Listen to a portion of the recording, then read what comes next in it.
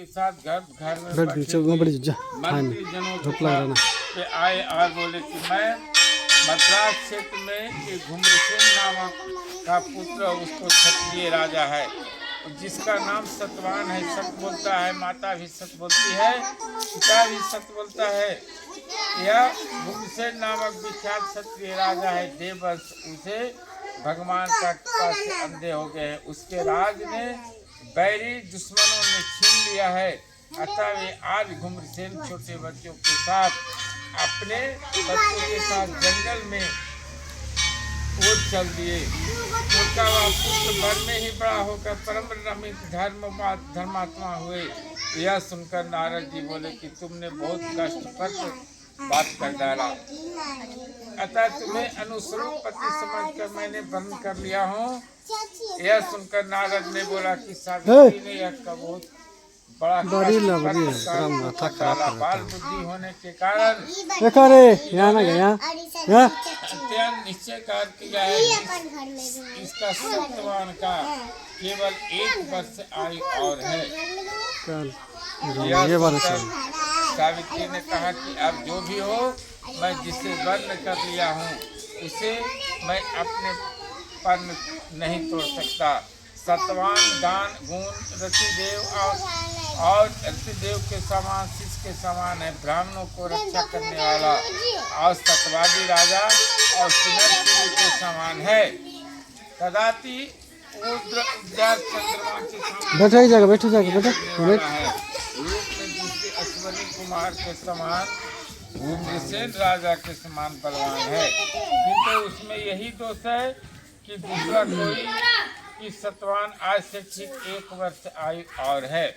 यह बात सुनकर राजकन्या सावित्री ने कहा कि राजा लोग किसी से एक ही बात करते हैं, ब्रह्म वेदा ब्राह्मण एक ही बात करते हैं।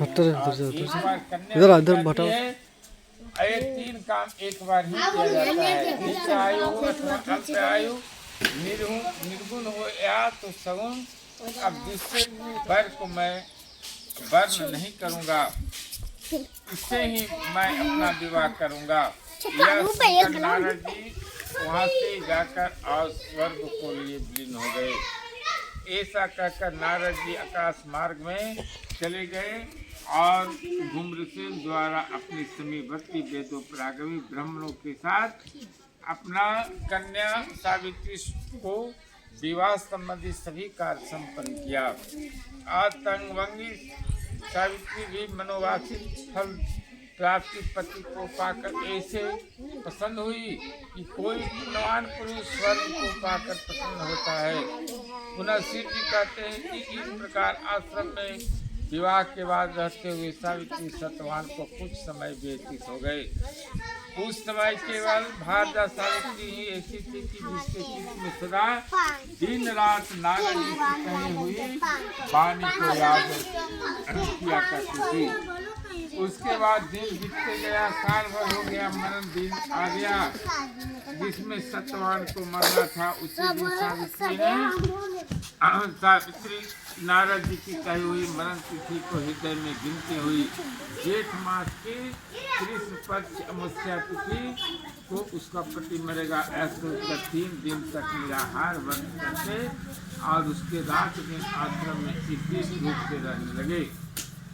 इसके बाद 3 रात से बीत जाने पर प्रातः काल मरण तिथि वाले दिन स्नान करके देवताओं को तर्पण किया और उसके बाद सतवान ने अपने कुल्हाड़ी लेकर के और जंगल की ओर चले गए। वहाँ जाकर वन में जाकर और सभी सूखी लकड़ियों को इकट्ठा भाग बना लिए। लकड़ियों के काटते काटते सतवान को सर में पीड़ा होने लगा। ऐसे महाबाहों को मैं कुछ देर आपका गोद में सोना चाहता हूँ। सावित्री ने उसे गोद में सुला दिए और कुछ ही देर में वाले जमराज आ पहुँचे और जमराज आकर बलपूर्वक प्राण को निकाल कर और लेकर चल गए। सावित्री उसके साथ चलने लगी और चलते चलते चलने लगी। जब ने पतिव्रता होने के नाते चलने में शक्ति हुई उसने कहा कि हे सावित्री, तुमने कोई वरदान मांगो। तेरा पति का प्राण जो है ये पूरा हो जाए, इसलिए मैं उसका ले जाता हूँ। जिसको आयु पूरा हो जाता है वह मेरे पास आता है।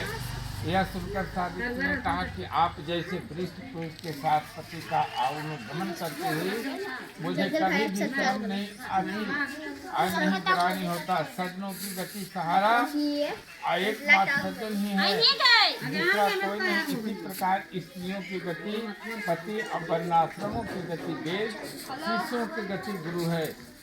इस पृथ्वी तल में सब प्राणियों के लिए स्थान है, किंतु स्त्रियों के लिए एकमात्र पति छोड़कर दूसरा कोई स्थान नहीं है। इस प्रकार से धर्म तथा अर्थ से भरे हुए सुंदर मधुर वाक्यों से शुद्ध पुत्र जमराज ने प्रसन्न होकर सावित्री से यह वर कहा कि हे भावनी, तुम्हारा कल्याण हो, तुम मुझसे वरदान मांगो। सावित्री ने कहा कि मुझे यह वरदान दे कि मेरा खोया हुआ राज्य आपस हो और मेरे सास ससुर का नेत्र हो। दूसरा वरदान जो कि मेरे सास ससुर को 100 पुत्रों का पुत्र हो तथा मेरा भी 100 पुत्र हो और मैं चक्रवर्ती हो जाऊं। बेटा हमारा हाथवा दर्द कर ले, पकड़ते चलने बंद कर दे। जमराज के घूमी तब दियो। पीछे से सावित्री भी चलने लगी और आज सावित्री को देखकर जमराज ने कहा कि तुम